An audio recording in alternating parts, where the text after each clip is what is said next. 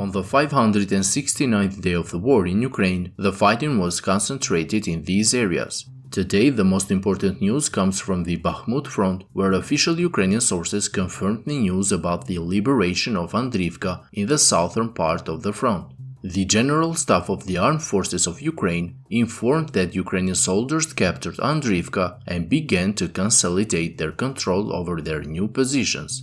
A few hours later, the Telegram channel of the Ukrainian 3rd Assault Brigade, which operates in this area, also confirmed the news and even added some very interesting details about the offensive carried out by the Ukrainian forces on this area. In this statement, the Ukrainian forces informed that as a result of their quick assaults over Andriivka, the Russian garrison in this village was totally surrounded, cut off from the main Russian force, and eventually destroyed. As a result of the Ukrainian operation, heavy casualties were caused to the Russian 72nd Motorized Brigade, and according to the Ukrainian forces, in addition to the heavy casualties among the soldiers, the Russian brigade lost 3 battalion commanders, a chief intelligence officer, and a significant amount of equipment.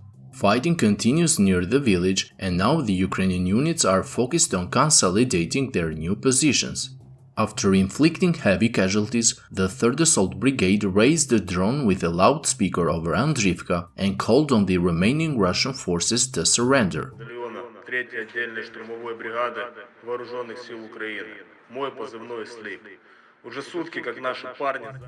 According to Ukrainians, a good part of the remaining Russian forces surrendered, and the Ukrainian forces stated that they will publish more footage in the following days to confirm their claims. As I have reported in the previous videos, despite the fact that the Ukrainian forces had every chance to quickly enter Andriivka due to the village largely being abandoned by Russian forces, they chose a slower and more careful approach, making sure to surround the Russian positions from the north and the south, as well as to clear a good part of the positions along the railway, which is located east of the village.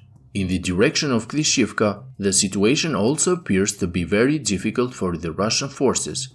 Today, some of the Ukrainian units operating in this area published news about the liberation of Klishchiivka, but a few hours later the Ukrainian forces retracted their statements, considering them hasty because the fighting continues in the northern part of the village.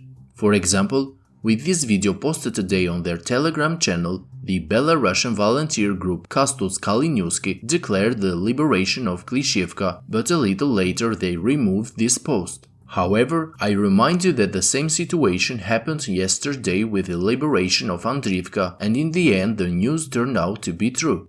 Russian sources say that the situation has worsened to the point that it will take an intervention from the Russian command to bring new reinforcements in order to stabilize the front. These statements come from one of the largest pro-Russian Telegram channels, Military Informant.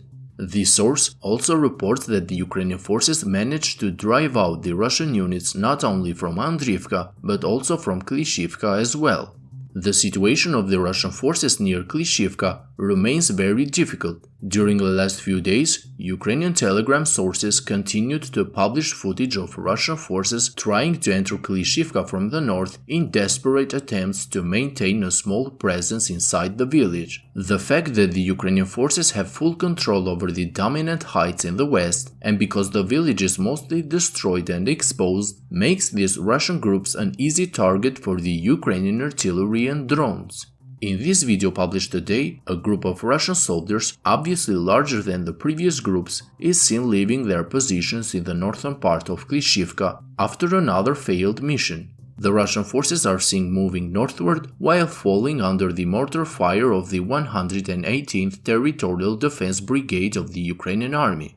Without fresh reinforcements, it seems that the Russian forces are not able to push Ukrainians back, and they risk losing control over their positions north of Klishchiivka, which could provoke a massive retreat towards the Opitne-Odradivka line if they are unable to hold their ground near the fortifications they have built along the railway.